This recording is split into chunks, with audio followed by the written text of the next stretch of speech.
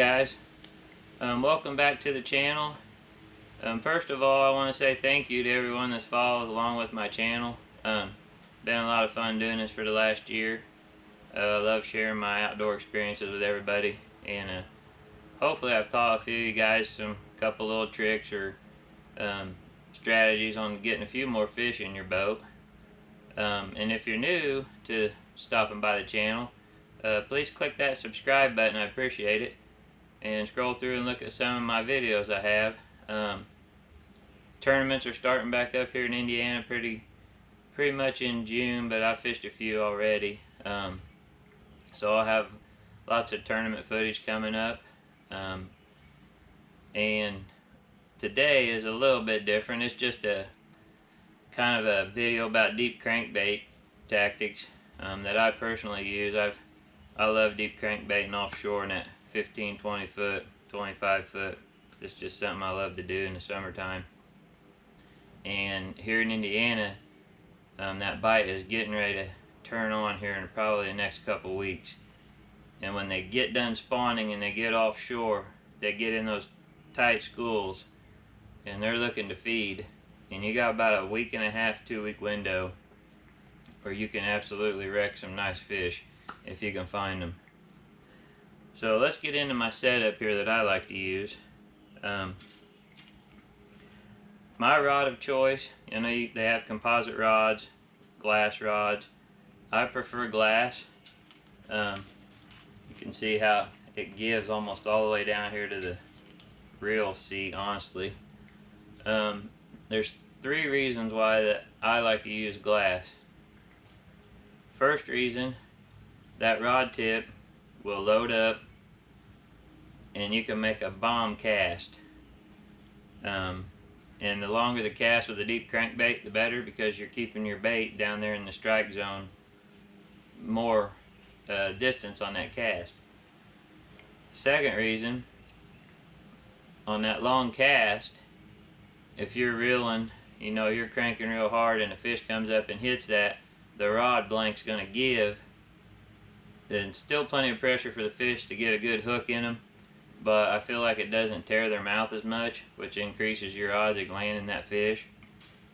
And the third reason is similar to that, in the aspect that if you're fighting a big fish, or just a 3+, let's say, you're up around the boat and you know you're trying to lift it up and it makes a surge, that rod's going to take most of that surge and give you a better chance of landing that fish.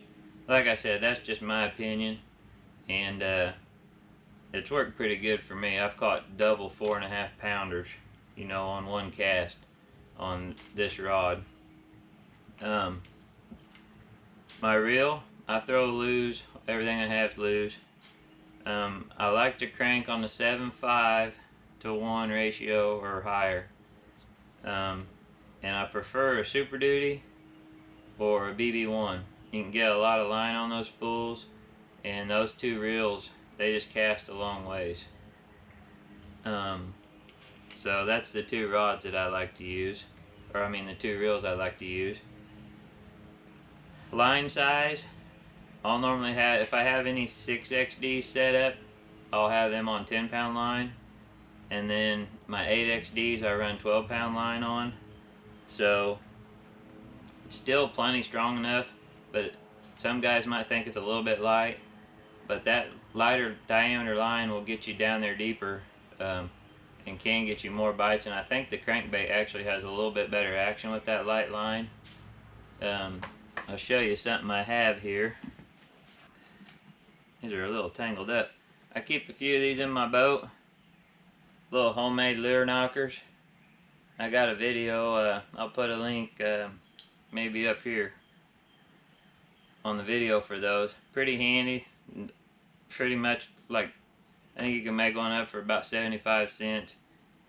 These are pretty heavy. You could probably put a little bit less hardware on there. But anyways, you just put that dude down your line, and it saves you a lot of crankbaits.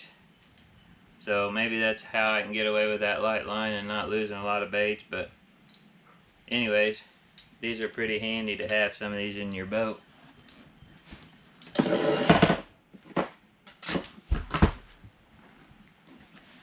Alright, so we got the setup covered. As far as the bait, I mostly throw Strike King the 6 or 8. Sometimes I'll go to the 10 XD.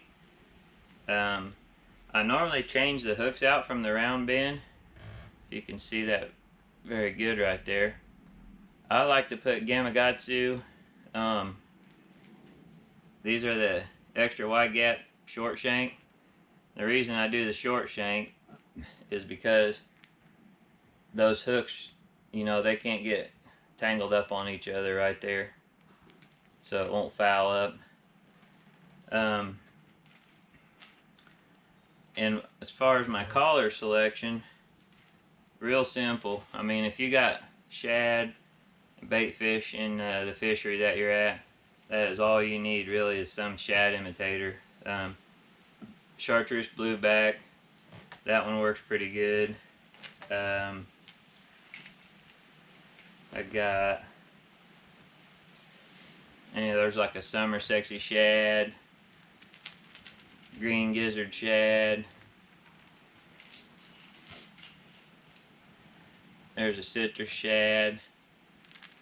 I haven't changed the hooks out on all these, but normally before I throw them, they will have the extra wide gaps on there.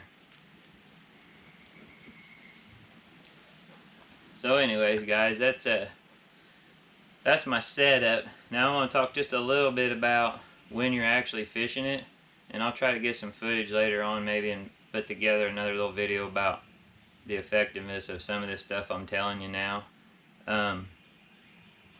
When you're fishing that thing and you're digging the bottom, and you say you hit a big boulder, you know, this is the boulder, your bait hits it. When that rolls over, that bill flips over, sometimes it'll feel like you lose contact with the bait. A lot of times, as soon as you feel the bait again, a fish has already hit it. It's already got it. So you gotta pay attention to when you run into those little pieces of cover and be ready. It's just like anything else when you're fishing a jig or a worm or something. If you hit an oddity or a piece of cover on the bottom, be ready. Areas, creek channel points, or creek channel swings right near a point are always prime locations in the summer. And once that water gets up in the 80s, like 82, 83, those fish are making their way out there if they're not already there. You need to focus on those areas. Now typically you can throw from deep to shallow and get bit, but sometimes, and not a lot of people do this, sometimes you have to go put your boat shallow, change the angle, cast deep, and bring it back shallow. Always play around with different angles and different lines on the area, and also pay attention, because most of the time there's always a spot on the spot. There'll be one little section of the point or one little section of the creek channel bend on the side of the point that'll have for some reason the fish will just be holding there. Just pay attention to that, and then once you find it, you can key in on it, and you could probably repeat that cast and get several bites. I will say this: when you're deep cranking, if you lose a couple fish and you're in a school, they'll tend to kind of shut off sometimes. If they do that, you can pick up like a 3/4 ounce football jig, drag that through the same area, and you might be able to pick up a few more fish that way. But sometimes you just gotta leave them, give them an hour or two, and then come back, and that school will be repositioned there, and you can catch a few more fish. So that's just some of the things I do. Crazy bug.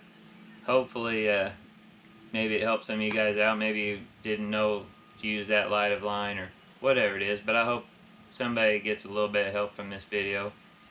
And maybe check out that lure knocker video, because that will save you some money on crankbaits. I know it saved me hundreds of dollars. So anyways, guys, like always, I appreciate everything. Thanks for following along again. Until next time, tight lines.